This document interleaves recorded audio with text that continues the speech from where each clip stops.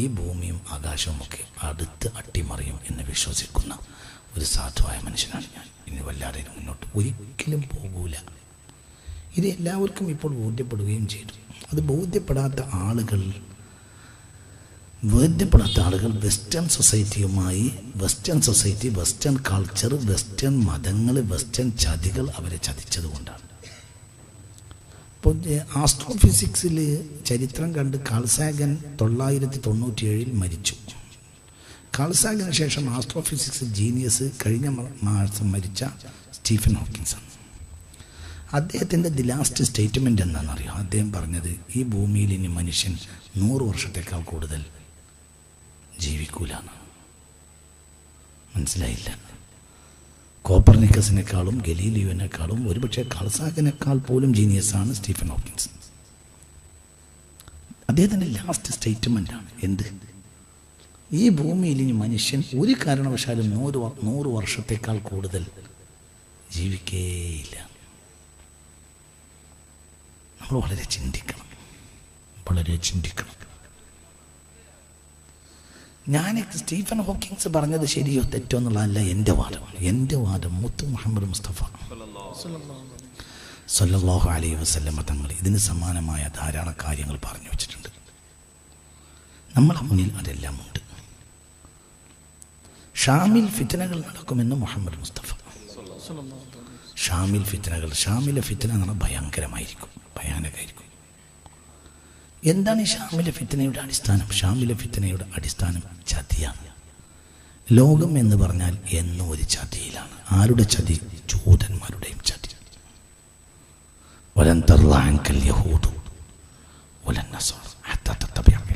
ഒരു ചതിയാ ലോകത്ത് നടക്കുന്നത്. അവര് സമാവിയായ മതത്തെ നശിപ്പിച്ചു, അവരെ സ്വകാര്യ താല്പര്യത്തിന് വേണ്ടി. അതിനെ നേരെയാക്കാൻ വേണ്ടി മുഹമ്മദിയത്ത് വന്നു സല്ലല്ലാഹു അലൈഹി വസല്ലം. ആ മുഹമ്മദിയത്തിനോട് അവർക്ക് അന്നും ഇന്നും അസൂയാണ്. ഈ മുഹമ്മദിയത്ത് എന്ന് പറഞ്ഞാൽ സല്ലല്ലാഹു അലൈഹി വസല്ലം ആടുമേയിച്ച് നടന്നിരുന്ന ഒരു സമൂഹമാണ് ലോകത്തിന് മേൽക്കോയ്മ കിട്ടിയത്. അവർ അതിൻ്റെ മുന്നിൽ പരാജയപ്പെട്ടു. അപ്പോൾ ഹസദം മിൻ ഇൻദി അൻഫുസിഹിം, അവർക്ക് അവരുടെ ഉള്ളിൽ അസൂയാണ് മുഹമ്മദിയത്തിനെ തകർക്കുന്നത്. വളരെ നമ്മൾ ചിന്തിക്കണം. അത് അവർ കൈവശപ്പെടുത്തുക എന്നതാണ് അവരുടെ ലക്ഷ്യം. ഇന്നത്തെ അമേരിക്കയുടെ 10 ഇരട്ടി വലിപ്പവും ഇന്നത്തെ അമേരിക്കയുടെ 100 ഇരട്ടി ശക്തിയും സമ്പത്തും സ്വാധീനവുമുള്ളതായിരുന്നു തുർക്കി.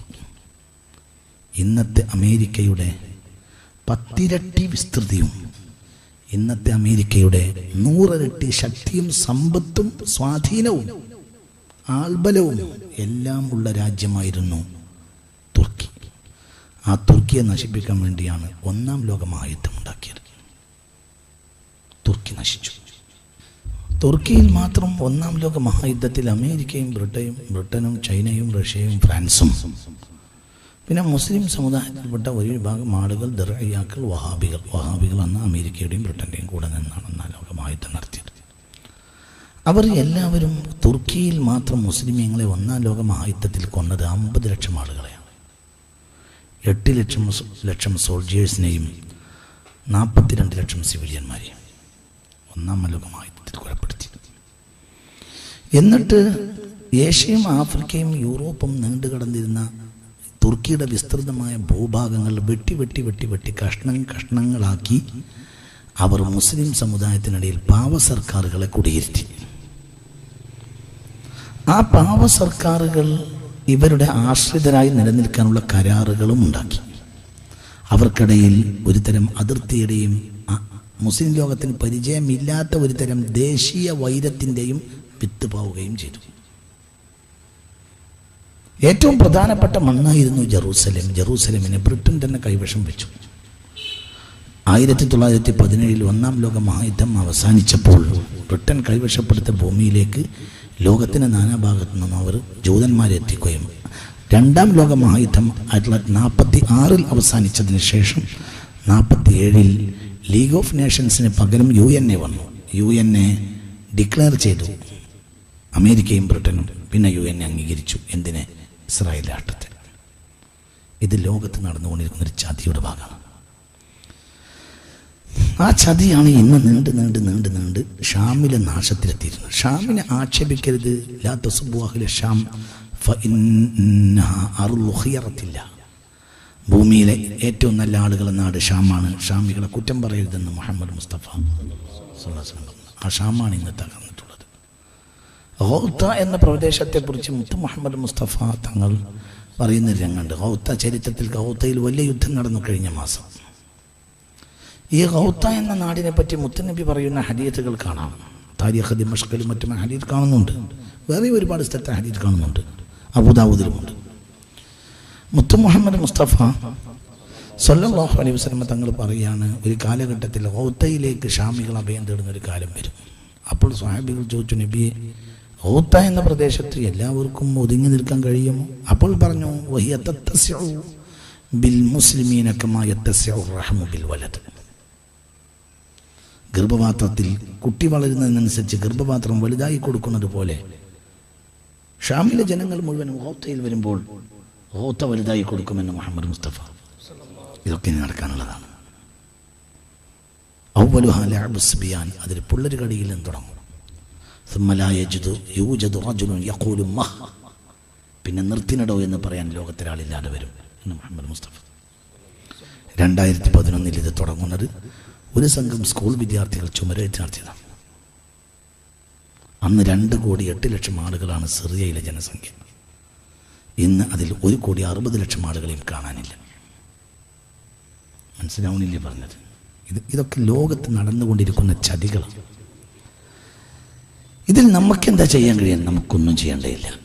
അവരെ പാർട്ട് അവർ ചെയ്തോളൂ, നമ്മളെ പാർട്ട് നമ്മൾ ചെയ്യാം. നിങ്ങൾക്ക് പറയുന്നത് മനസ്സിലാവണില്ലേ? നമുക്കിതിലൊന്നും ചെയ്യാൻ കഴിയില്ല. എന്ത് ചെയ്യാൻ നമുക്ക് കഴിയാം? നമുക്ക് 2 കാര്യമാണ് ചെയ്യാൻ കഴിയുക. 1, നമ്മളെ ഏൽപ്പിച്ച പാർട്ട് നമ്മൾ ഭംഗിയായി നിർവഹിക്കുക. 2, എല്ലാവർക്കും ചെയ്യാവുന്ന ഒരു പാർട്ടുണ്ട്, അദ്ദുആഉ ലില്ലാ. എല്ലാവരും അള്ളാഹുവോട്. മനസ്സിലാവുന്നില്ലേ പറഞ്ഞത്? പുണ്യ റസൂൽ സ്വല്ലല്ലാഹു അലൈഹി വസല്ലം തങ്ങളോട് ചോദിച്ചു, ഇങ്ങനെയൊക്കെ വന്നാൽ എന്താണ് ചെയ്യാൻ നബിയേ? അപ്പോൾ പറഞ്ഞു, ഹബീബായ റസൂലുള്ള പറഞ്ഞു ഫലാ യൻജു മിൻഹാ ഇല്ലാ മൻ ദഅ കദുആഇൽ ഗരീഖ് ഫിൽ ബഹർ. ഷാമിലെ യുദ്ധം നടക്കുന്ന കാലഘട്ടത്തിൽ ഫലാ യൻജു മിൻഹാ, ലോകത്ത് മുഴുവനും നാശങ്ങളുണ്ടാവും. ഫലാ യൻജു മിൻഹാ, ആ കാലഘട്ടത്തിൽ രക്ഷപ്പെടുകയില്ല, ഇല്ലാ മൻ, ഒരാളല്ലാതെ. ദഅ കദുആഇൽ ഗരീഖ് ഫിൽ ബഹർ. മനസ്സിലായില്ല നിങ്ങൾക്ക്? അവസാന കാലഘട്ടത്തിൽ വൻ യുദ്ധമുണ്ടാകും. എവിടെ? ഷാമിൽ. ആ യുദ്ധമാണ് ഇപ്പം നടന്നുകൊണ്ടിരിക്കുന്നത്. ഭയാനകമാണ്. ലോക ചരിത്രത്തിൽ ഇങ്ങനെ യുദ്ധം ഉണ്ടായിട്ടില്ല. നശിപ്പിക്കണം ഒരു രാജ്യത്തെ, തകർത്തു ഏകദേശമൊക്കെ. ഫലാ യൻജു മിൻഹാ, ആ കാലഘട്ടത്തിലെ ആപത്തിൽ രക്ഷപ്പെടുകയില്ല, ഇല്ലാമൻ, ഒരാളല്ലാതെ. അയാൾ എപ്പോഴും സമുദ്രത്തിൽ മുങ്ങുന്നവൻ ദുആ ചെയ്യുമ്പോലെ അക്കാലത്ത് എല്ലാവരും ദുആ ചെയ്യും. എപ്പോഴും ദുആ ചെയ്തുകൊണ്ടിരിക്കണം. അതാണ് ഈ കാലഘട്ടം. അപ്പം നമുക്ക് 2 പാർട്ടുണ്ട്. 1, നമുക്ക് തിരിഞ്ഞു മറിഞ്ഞ് ഇലാഹിയായ തഖ്ദീർ കൊണ്ട് വന്ന ഒരു ഡ്യൂട്ടി ഉണ്ട്.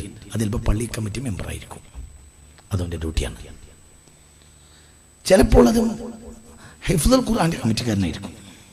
ചിലപ്പോൾ അവിടെ പഠിപ്പിക്കുന്ന ഉസ്താദായിരിക്കും. ചിലപ്പോൾ അതിൻ്റെ റിസീവറായിരിക്കും.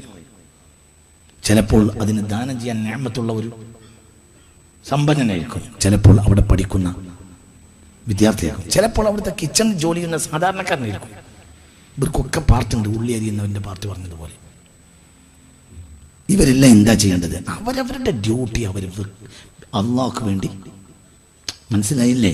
ഇനി ഇതൊക്കെ സമൂഹത്തിന് ഉപകരിക്കുന്ന വിധത്തിലാക്കി തീർക്കുന്ന ആളതാക്കി തീർത്തോളൂ. നമുക്കേതായാലും മേൽനോട്ടത്തിൻ്റെ ഉത്തരവാദിത്തമില്ല. നമ്മൾ ഈ ലോകത്തിൻ്റെ മാനേജറും അല്ല. അതൊക്കെ പറഞ്ഞത് മനസ്സിലായില്ലേ? നമ്മുടെ ഡ്യൂട്ടി കൃത്യമായി ചെയ്യാം. ഇപ്പം എനിക്ക് എന്താ ചെയ്യാനുള്ളത്? ഒരു 10 മിനിറ്റ് എനിക്ക് നിങ്ങളെ മുന്നിൽ കിട്ടുന്നു. അപ്പം ഞാൻ നിങ്ങൾക്ക് വസ്തുതയുടെ അടിസ്ഥാനം പറഞ്ഞ് മനസ്സിലാക്കി തരാം. വെറുതെ അലസരായി നടക്കരുത്. 1. 2, ആരെങ്കിലും കാണിക്കാൻ വേണ്ടിയിട്ട് ഒരു തരം കൊട്ടിയാട്ടം പോലത്തെ പ്രവർത്തനങ്ങൾ ചെയ്യരുത്. ഇത് വളരെ ഒരു അവസാനത്തെ പോയിന്റാണ്. ഈ സമയത്ത് പരാജയപ്പെട്ടാൽ പരാജയപ്പെടും. ഇത് നിങ്ങൾക്ക് ശരിക്കും ബോധ്യപ്പെടും. കുറച്ച് കഴിയട്ടെ. നിങ്ങൾക്ക് ബോധ്യപ്പെടും, യാതൊരു സംശയം വേണ്ട. വലിയ ആപത്ത് ലോകത്ത് വരാൻ പോവുകയാണ്. വിത്തിൻ 15 years 3-ാം ലോകമായിട്ടും ഉണ്ടാവും എന്നാണ് ഞാൻ കണക്കാക്കുന്നത്. അള്ളാഹു തആല കാക്കട്ടെ. അത് നിങ്ങൾ ആരാണ്? ഞാൻ ആരുമല്ല. ഇതൊക്കെ പറയാൻ നിങ്ങൾ ആരാണ്? നിങ്ങളൊരു നക്ഷത്രം നോക്കി പറയുന്ന ആളാണോ? അതൊന്നുമല്ല. അങ്ങനെ മനസ്സിലാവും. നിലവിലുള്ള സാഹചര്യവും മുത്ത് മുഹമ്മദ് മുസ്തഫ സ്വല്ലല്ലാഹു അലൈഹി വസല്ലം തങ്ങളുടെ ഹദീസുകൾ നോക്കുമ്പോൾ അങ്ങനെ മനസ്സിലാകുന്നു. അതാകട്ടെ ലോകത്ത് നിന്ന് മുസ്ലിമീങ്ങളെ തുടച്ചു നീക്കാനുള്ള സമയമായിരിക്കും, സന്ദർഭമായിരിക്കും. ഇമാം മഹദി വരുന്ന കാലഘട്ടത്തിൽ മുസ്ലിമീങ്ങൾ വളരെ ചുരുക്കമായിരിക്കുമെന്ന് മുഹമ്മദ് മുസ്തഫ, വളരെ ചുരുക്കമായിരിക്കും. യുഖ്തലു സബഅത്തുൻ ഫി തിസ്അ, അക്കാലത്ത് അറബ് സമൂഹത്തിൽ 9-7 കൊന്നിട്ടുണ്ടാകും എന്ന് മുഹമ്മദ് മുസ്തഫ. ഈ ഹദീത്ത് ഒരുപാട് റിവായത്തിൽ ഞാൻ കണ്ടിട്ടുണ്ട്. മനസ്സിലായില്ല? നിങ്ങൾക്ക് പറഞ്ഞത് മനസ്സിലായോ?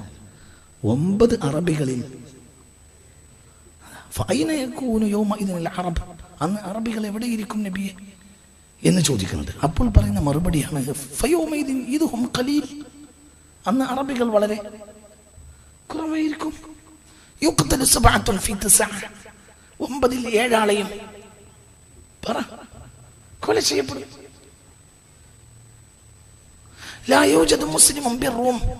റോമൻ സംസ്കാരമുള്ള നാട്ടിൽ ഒരു മുസ്ലിം ശേഷിക്കുകയില്ല. ഇല്ല ഖതീലൻ ഔ അസീറ, ഒന്നിരിക്കൽ കൊല്ലും അല്ലെങ്കിൽ അണ്ടർഗ്രൗണ്ടിലേക്ക് മഹബൂസാവും എന്ന് മുഹമ്മദ് മുസ്തഫ. ചിന്തിക്കണം. ലോകത്ത് ഏത് കാലഘട്ടത്തിലും ഇരുട്ടും വെളിച്ചവും തമ്മിലുള്ള സമരം നടന്നിട്ടുണ്ട്. അതിൽ ഇരുട്ട് എന്നും ചതിയുടെ പക്ഷത്താണ് നിൽക്കുക. വെളിച്ചം അങ്ങനെയല്ല. വെളിച്ചത്തിന് എന്തിനോട് ഒരു സഹിഷ്ണുത വെളിച്ചത്തിനുണ്ടായിരിക്കും. ഈ ലോകത്തു നിന്ന് ഒരു വർഗത്തെയും തുടച്ചു നീക്കണം എന്ന് വിശ്വസിക്കുന്നവരല്ല മുസ്ലിമീങ്ങൾ. മുസ്ലിമീങ്ങൾ വലിയ സഹിഷ്ണുതയുള്ളവരാണ്.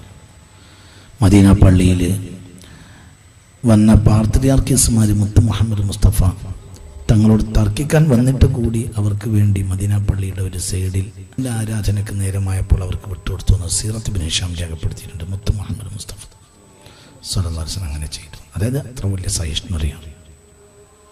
നമ്മൾ ചിന്തിക്കണം, വളരെ ഗൗരവമായി നമ്മളിത് മനസ്സിലാക്കണം. പുണ്യ റസൂൽ മുസ്തഫ സ്വല്ലല്ലാഹു അലൈഹി വസല്ലമയുടെ പ്രഗൽഭനായ ശിഷ്യൻ സയ്യിദ്ന ഉമർ ഇബ്നുൽ ഖത്താബ് റളിയല്ലാഹു അൻഹു പടയോട്ടം നടത്തി. തൻ്റെ പടനായകനായ അംർ ഇബ്നുൽ ആസ് റളിയല്ലാഹു അൻഹു പടയോട്ടം നടത്തിക്കൊണ്ടിരിക്കുന്നതിനിടയിൽ സിനായ് മരുഭൂമിയിൽ സെന്റ് കാത്തറീനിൽ ഒരു മഠം ഉണ്ടായിരുന്നു ക്രിസ്ത്യാനികൾക്ക്.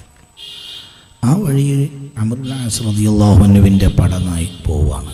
ആ സമയത്ത് ആ മഠത്തിലെ അധികാരികൾ അംർ ഇബ്നുൽ ആസിനോട് വന്ന് പറഞ്ഞു, ആ ഏരിയ മുഴുവൻ ഇസ്ലാമിന് വഴിപ്പെടാണ്. അപ്പോൾ ആ സമയത്ത് ഈ മഠത്തിലെ അധികാരികൾ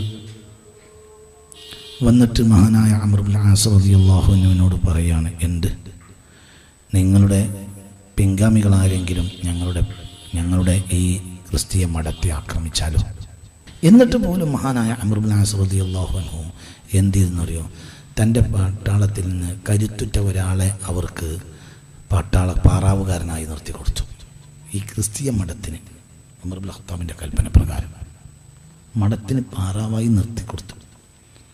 അത് 1400 കൊല്ലം മുമ്പ് ഹിജ്റ 22 ഈ സംഭവം. ഇത് ഹിജ്റ 1439. ഹിജ്റ 22 ഈ സംഭവം. ഇപ്പോഴും ആ കുടുംബം തന്നെയാണ് ആ പാറാവൻ. ഇപ്പോൾ അവർ 7 ആളുകളുണ്ട്. തലമുറയായി വന്ന് ആ കുടുംബത്തിൽ ഇപ്പോൾ ആണുങ്ങൾ 7 ആൾക്കാണ് ഇപ്പോൾ ചുമതല. എന്തിന് ചുമതല? ക്രിസ്തീയ മഠത്തിന് പാറാവ് നിൽക്കാൻ. അതിനുള്ള ശമ്പളം ഈജിപ്ഷ്യൻ ഔഖാഫ് കൊടുക്കും. മനസ്സിലായില്ല? ഈജിപ്തിലെ ഇസ്ലാമിക വഖഫ് ബോർഡിൽ നിന്നാണ് ഈ മഠത്തിന് കാവൽ നിൽക്കുന്നവർക്കുള്ള ശമ്പളം. ഈ ആളുകളെ ഈ 2018 ഞാൻ കണ്ടിട്ടുണ്ട്.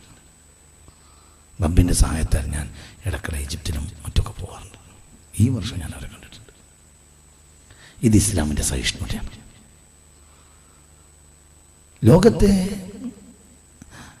ലോകത്തെ ആദ്യത്തെ കുരിശ് പള്ളി എന്നറിയപ്പെടുന്നത് ചർച്ച് ഓഫ് നാറ്റിവിറ്റിയാണ്. ജെറൂസലേമിലെ ചർച്ച് ഓഫ് നാറ്റിവിറ്റി സന്ദർശിക്കാൻ വേണ്ടി വന്നു സയ്യിദ്ന ഉമർ ഇബ്നുൽ ഖത്താബ്. ആ നേരത്തെ ബാങ്ക് കൊടുത്തു.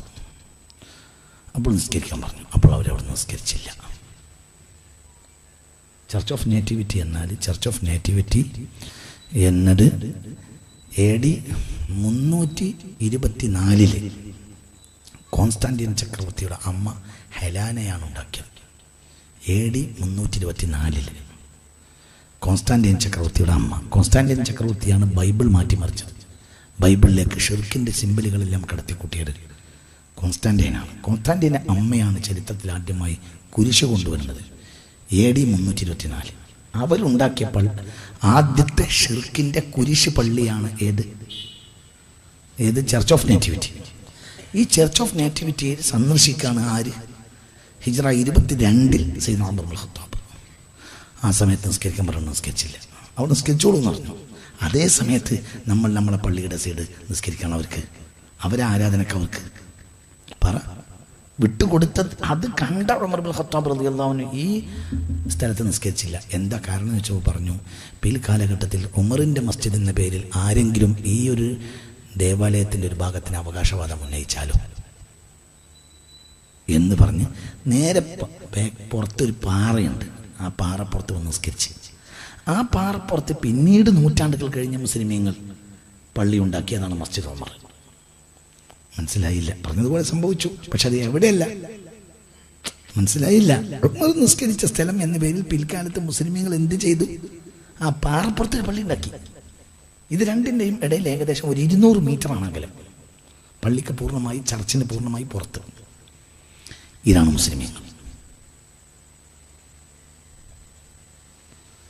പക്ഷേ AD 10-ാം നൂറ്റാണ്ടിൽ കുരിശ് പടയാളികൾ, AD 11-ാം നൂറ്റാണ്ടിൽ കുരിശ് പടയാളികൾ നേരെ വന്നിട്ട് എന്താ ചെയ്തതെന്നാൽ ബഹുമാനപ്പെട്ട ബൈത്തുൽ മുഖദ്ദസിൻ്റെ മെഹ്റാബ് തകർത്തു. എന്നിട്ട് മെഹ്റാബിനെ അവർ കുതിരലായമാക്കി. മനസ്സിലായോ പറഞ്ഞത്? എതിർഭാഗത്ത് അവരുടെ കബില നമുക്ക് നേരെ എതിരാണ്. അപ്പം നമ്മുടെ മെഹ്റാബിൽ നമ്മൾ തിരിഞ്ഞ് നിൽക്കുന്ന മെഹ്റാബിനെ അവർ പൊളിച്ചിട്ട് അവിടെ എന്താക്കി? കുതിരലായമാക്കി. നേരെ എതിർഭാഗത്ത് നമ്മൾ ചെരുപ്പ് വെച്ച് കയറുന്ന ഭാഗത്തെ അവർ പ്രധാനപ്പെട്ട പള്ളിയാക്കി.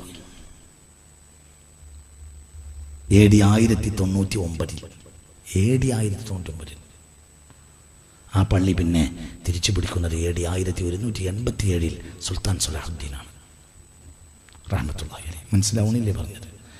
മുസ്ലിമീങ്ങളെ സഹിഷ്ണുത അത്ര വലുതാണ്. മുസ്ലിമീങ്ങൾ ലോകത്തെവിടെയും നന്മ ആഗ്രഹിക്കുന്നവരാണ്. അത് നമ്മൾ അങ്ങനെ ചെയ്യാവും. ഒരിക്കലും ഭീകരവാദികളെ കൂടെ പോകരുത്. അത് നമ്മുടെ രീതിയല്ല. തീവ്രവാദം നമ്മുടെ രീതിയല്ല, ഭീകരവാദം നമ്മുടെ രീതിയല്ല. അത് രാജ്യത്തിനും സമുദായത്തിനും സമൂഹത്തിനും ഭൂമിക്കും പ്രകൃതിക്കും ഒക്കെ വിരുദ്ധമാണ്. എന്ത് ഭീകരവാദം എന്നൊക്കെ പറഞ്ഞത് മനസ്സിലായില്ലേ? ഒരു നിരപരാധിയും ആക്രമിക്കാൻ പാടില്ല, ഒരു ഉപജാപ പ്രവർത്തനവും പാടില്ല. നമ്മളെല്ലാം നേരിൻ്റെ ആളുകളാണ്. നേരാണ് നമ്മുടെ ലക്ഷ്യം. പിന്നെ ഒരു പേടിയും വേണ്ട. ഇതിനൊക്കെ നമുക്ക് എല്ലാ കാര്യത്തിനും ഒരു അവസാനമുണ്ട്. എല്ലാ കാര്യത്തിനും ഒരു കോടതിയുമുണ്ട്. ആ കോടതിയാണ് ആരുടെ കോടതി? പേടിക്കേണ്ട ആവശ്യമില്ല. പിന്നെ ഇതെല്ലാം നിയന്ത്രിച്ച് നന്നാക്കുന്ന ആൾ നമ്മളല്ല. നമ്മളെ പാർട്ടി ചെയ്യുന്നു, നമ്മുടെ സമൂഹത്തിൽ നന്മ ചെയ്യുന്നു. അത് സമൂഹത്തിനോടുള്ള ഒരു താരതമ്യപ്പെടലാണ്, താതാത്മ്യപ്പെടലാണ്. അത് സമൂഹത്തിൻ്റെ കൂടെ നിൽക്കലാണ്. അത് കഷ്ടപ്പെടുന്നവൻ്റെ കൂടെ നിൽക്കലാണ്. അത് വേദനിക്കുന്നവൻ്റെ കണ്ണീരൊപ്പലാണ്. അയ്യുൽ അഅ്മാലി അഹബ്ബു ഇലല്ലാഹ്, കർമ്മങ്ങളിൽ അല്ലാഹുക്ക് ഏറ്റവും ഇഷ്ടമുള്ള കർമ്മം എന്താണെന്ന് മുഹമ്മദ് മുസ്തഫ തങ്ങളോട് ചോദിക്കപ്പെട്ടപ്പോൾ പുണ്യ റസൂൽ പറഞ്ഞു, സുറൂറുൻ എന്നാണ്, തുദ്ഖിലുഹു ഫീ ഖൽബിൻ, ഒരു ഹൃദയത്തിലേക്ക് ഇട്ടുകൊടുക്കുന്ന ഒരു സന്തോഷമാണ്. മനസ്സിലായില്ല? ഒരു ഹൃദയത്തിന് ഒരു സന്തോഷം നൽകാൻ കഴിഞ്ഞാൽ അതായിരിക്കും അള്ളാഹുവിന് ഏറ്റവും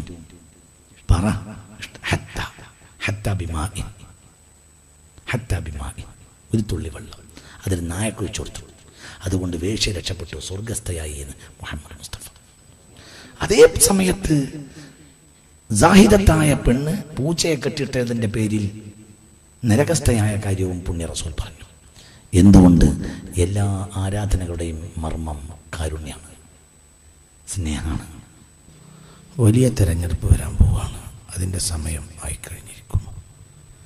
ഇത് നമ്മളെല്ലാവരും മനസ്സിലാക്കൽ ആവശ്യമാണ്. വലിയ തെരഞ്ഞെടുപ്പ് എന്ന് പറഞ്ഞാൽ ഹക്കും ബാത്തിലും തമ്മിലുള്ള തെരഞ്ഞെടുപ്പാണ്. അത് യൗമുൽ ഖിയാമയാണ്. അത് നമ്മുടെ കണ്ണിൻ്റെ മുന്നിൽ എത്തിയിട്ടുണ്ട് എന്ന് എനിക്ക് ബോധ്യപ്പെട്ട ഒരു സത്യമാണ് ഞാൻ നിങ്ങളെ അറിയിക്കുന്നത്. അത് മൻ കാൻ ലഹു അഖ്ലുൻ വമൻ കാൻ ലഹു ബസീറത്തുൻ, അത് ബോധ്യപ്പെടും. കണ്ണ് തുറന്നു വെച്ച ആളുകൾക്കെല്ലാം ബോധ്യപ്പെടുന്ന ഒരു സംഗതിയാണ്. ഖിയാമത്ത് നാൾ വളരെ അടുത്ത് തന്നെ ആണ് എന്നത് ആണ് നമ്മൾ ഇന്ന് ഈ കണ്ടുകൊണ്ടിരിക്കുന്ന ദൈനംദിന ജീവിതത്തിൽ നമ്മൾ കണ്ടുകൊണ്ടിരിക്കുന്ന എല്ലാം ഒരു അടയാളമാണ് അന്ത്യനാളിൻ്റെ. അന്ത്യനാളിന് ഇനി വളരെ കുറഞ്ഞ കാലമേ ഉള്ളൂ എന്ന സത്യവും നിങ്ങൾ ബോധ്യപ്പെടണം എന്ന് ഞാൻ നിങ്ങളെ അറിയിക്കുകയാണ്. അള്ളാഹു നമ്മളെ കാത്തുരക്ഷിക്കട്ടെ. അതിൻ്റെ ഡേറ്റ് തീയതി ഒന്നും നമ്മളെപ്പോലത്തവൾക്ക് അറിയൂല. പക്ഷെ അതിൻ്റെ അമാറാത്തുകൾ മുത്ത് മുഹമ്മദ് മുസ്തഫ നമ്മളെ അറിയിച്ചിട്ടുണ്ട്. പരിശുദ്ധ ഖുർആൻ ഊന്നൽ നൽകിയിട്ടുണ്ട്. മുത്ത് മുഹമ്മദ് മുസ്തഫ അറിയിച്ചിട്ടുണ്ട്. എന്തിനാണ് അത് നമ്മളെ അറിയിക്കുന്നത് എന്നാൽ ഒമൻ കാന ലഹു അഖ്ലുൻ ഒമൻ യർജു റിദ്വാന റബ്ബിഹി ഫൽയുശമ്മിർ വഫൽയജ്തഹിദ്. ആർക്കെങ്കിലും റബ്ബിൻ്റെ പൊരുത്തം വേണമെങ്കിൽ അധ്വാനിച്ചോട്ടെ. ഇത് തെരഞ്ഞെടുപ്പിൻ്റെ ഗോത പോലത്തെ ഒരു സമയമാണ്. ഇതിലാര് പണിയെടുത്താലും അവർക്ക് ഫലമുണ്ടാകും. ഇതൊരു അസുലഭമായ അവസരവുമാണ്. ലോകത്തുള്ള അവസരം നൽകിയ ജനതയാണ് ഈ ഒരു ജനത. അതായത് ഇതിന് 200-300 കൊല്ലം മുമ്പാണെങ്കിൽ ഇങ്ങനത്തെ ഒരു അവസ്ഥയില്ല. അവിടെ ഒരു കെട്ടി നിൽക്കുന്ന ചരിത്രം പോലെയായിരുന്നു അന്നത്തെ ചരിത്രം. ഖൈറു ഉമ്മത്തി അവ്വലുഹ വആഖിറുഹ മുത്ത് മുഹമ്മദ് മുസ്തഫ. എൻ്റെ സമുദായത്തിൽ ഏറ്റവും നല്ലവർ ആദ്യകാലത്തെ ആളുകളും അവസാന കാലത്തെ ആളുകളുമായിരിക്കുമെന്ന് പുണ്യ റസൂൽ. ആ നിലക്കാണെങ്കിൽ അതിൻ്റെ ഒരു അർഹത നമുക്കാണ്. നമ്മളെ സംബന്ധിച്ചിടത്തോളം തുറുക്കാണ്, ത്വരീഖല്ല, തുറുക്ക്. അതായത് അള്ളാഹുവിലേക്ക് അധ്വാനിക്കാനുള്ള ഒരുപാട് വഴികൾ തുറന്ന ഒരു സമയമാണിത്. പക്ഷേ ഇതിനെല്ലാം എന്തുണ്ടാകുന്നറിയോ? ലാ യസ്തവി മൻ ആമന വമൻ ജാഹദ ഖബ്ലൽ ഫത്ഹി വബഅദഹു മുത്ത് മുഹമ്മദ് മുസ്തഫ. മക്ക ഫതഹിന് മുമ്പ് വിശ്വസിക്കുകയും യുദ്ധം ചെയ്തവരും പിന്നീട് ചെയ്തവരും ഒരുപോലെയാവുകയില്ലാണ് മുഹമ്മദ് മുസ്തഫ. എന്തുകൊണ്ട്? ഫതഹ് എന്നാൽ ഖണ്ഡിതമായ നസ്റാണ്. അതിനു മുമ്പ് എവിടെ എത്തുമെന്ന് തീരുമാനമാകാത്തൊരവസ്ഥയുമാണ്. ഫതഹ് ഹിജ്റ 8ാമത്തെ വർഷമാണ് നടക്കുന്നത്. അതോടുകൂടി ജനങ്ങൾക്ക് തിരിഞ്ഞു, ഇതൊരു വലിയ പടയാണ്, ഇത് തകരൂല്ല. അതോടുകൂടി ലോകത്ത് നിർവികാരരായി നിന്ന ആളുകൾ വരെ പിന്നീട് മുത്ത് മുഹമ്മദ് മുസ്തഫ തങ്ങളെ പന്ഥാവിലേക്ക് വന്നതുകൊണ്ടാണ് അടുത്ത വർഷത്തിന് ആമുൽ ഉഫൂദ്, പ്രതിനിധികളുടെ വർഷം എന്ന് പേരിട്ടത്. പക്ഷെ അവരിൽ പല സംഘവും നേരത്തെ വന്നില്ല. കാരണം അവർക്കൊരു ഖണ്ഡിതമായ നിശ്ചയം ഉണ്ടായില്ല എന്നതുപോലെയാണ് ഇപ്പോഴത്തെ കാര്യം. ഇപ്പോഴുള്ള അവസ്ഥ എന്തെന്നാൽ ആത്മാർത്ഥമായി ഒരു പണിയെടുത്താൽ അള്ളാഹു വാതിൽ തുറന്നു തരും. വാതിൽ എന്ന് പറഞ്ഞാൽ എന്താണെന്നറിയോ? അഖലിൻ്റെ വാതിലാണ്, റൂഹിൻ്റെ വാതിലാണ്. റൂഹിനും വാതിലുണ്ട്, അഖലിനും വാതിലുണ്ട്. അഖല്, റൂഹ്, ഈ രണ്ട് സംഗതികളും മനുഷ്യന് കാണപ്പെടാത്ത യാഥാർത്ഥ്യങ്ങളായി അള്ളാഹു മനുഷ്യനിൽ നിക്ഷേപിച്ചതാണ്. അതിൽ ഏറ്റവും കരുത്തുറ്റ ആൾ റൂഹാണ്. അഖലിൻ്റെ വാതില് ഗൈബിയായ ഹഖായിഖിലേക്ക് തുറന്നു കിട്ടിയാലുള്ള ഗുണം എന്താണ്? റൂഹ് അതിൻ്റെ പണിയെടുക്കും. റൂഹിൻ്റെ പണി എന്താണ്? തഖ്ദീസിൻ്റെ ലോകങ്ങളിൽ വ്യാപരിക്കുക, ഹഖിനെ മനസ്സിലാക്കുക. ഹക്കും ബാത്തിലും തമ്മിലുള്ള അതിശക്തമായി സമരം നടക്കുന്ന നൂറ്റാണ്ടാണ് 21ാം നൂറ്റാണ്ട്. അത് അതിശക്തമായിരിക്കും. ഇതെല്ലാവരും മനസ്സിലാക്കണം. അതുകൊണ്ട് നമ്മൾ എന്താ ചെയ്യേണ്ടത്? നമുക്ക് മുന്നിൽ തുറന്നിട്ട വാതിലിൽ പണിയെടുക്കുക. അതിനപ്പുറത്തേക്ക് പോകാൻ നമുക്ക് കഴിയില്ല. ഇപ്പം നിങ്ങളെ മുന്നിൽ ഇവിടെ ഒരു ഹിഫ്ദുൽ ഖുർആൻ്റെ കോളേജ് ഉണ്ട് അല്ലേ? പറയും, ഉണ്ടല്ലോ. അപ്പോൾ നിങ്ങളെന്താ പണിയെടുക്കേണ്ടത്? നിങ്ങൾ അതിന് പണിയെടുക്കുക.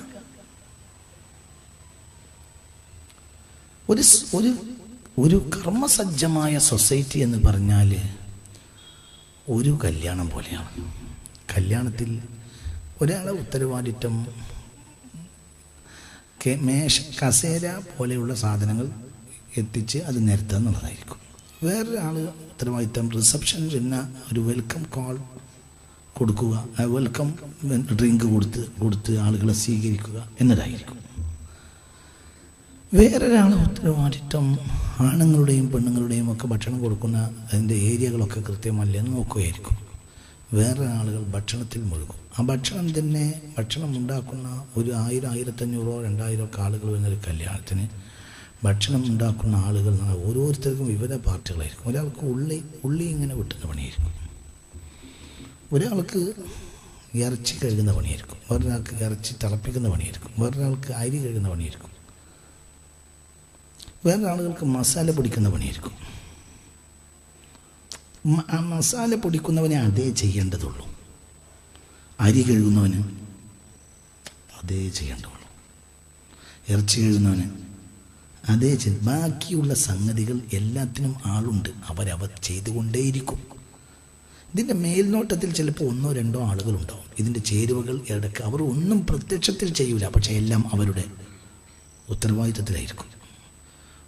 ഇങ്ങനെ അവിടെ ഇവിടെയൊക്കെ ചില ആളുകൾ ഉള്ളി വെട്ടി അവരെ പണി കഴിഞ്ഞു, അവർ പോയി. മറ്റൊരാൾ അരി കഴുകി അതിൻ്റെ പണി അത് കഴുകി. ഇറച്ചി ചില ആളുകൾ ഉരുവിനെ അറുത്ത് ശരിയാക്കി അതിൻ്റെ പണി കഴിഞ്ഞ് അവർ കഴുകി അവർ പോയി.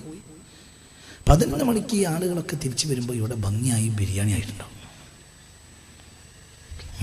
അങ്ങനെ തന്നെയല്ലേ? ഇതുപോലെ തന്നെയാണ് ഒരു ഉദ്ധാനതയുടെ സൊസൈറ്റി. അവരവരുടെ പാർട്ടി ചെയ്യേണ്ടുള്ളൂ. മനസ്സിലായില്ലേ? എൻ്റെ ഒരു പണിയാണിത്. ചില ആളുകൾക്ക് ആളുകളെ സംഘടിപ്പിക്കാൻ വല്ലാത്ത കഴിവായിരിക്കും. എൻ്റെ സുഹൃത്ത് ബഹുമാനപ്പെട്ട അബ്ദുള്ളയെ പോലെ അവരെ കഴിവ് നമ്മളെ കഴിവ് രണ്ടാണ്. ആ കഴിവ് ഈ കഴിവല്ല, ഈ കഴിവ് ആ കഴിവല്ല. ഈ കഴിവുകളെല്ലാം ഈ ബിരിയാണിയുടെ സമൂഹത്തെ പോലെയാണ്. ഇതെല്ലാം ഒത്തുചേരുമ്പോൾ ആളുകൾക്ക് സ്വാദിഷ്ടമായ ഭക്ഷണം തീരും എന്നതുപോലെയാണ്. അവനവൻ്റെ പാർട്ടി ചെയ്താൽ മതി. പക്ഷേ വമാ ഉമിറു ഇല്ലാ ലിയഅ്ബുദുല്ലാഹ മുഖ്ലിസീന, അവനവൻ ചെയ്യുന്നത് ഇഖ്ലാസോടുകൂടി ചെയ്യാം.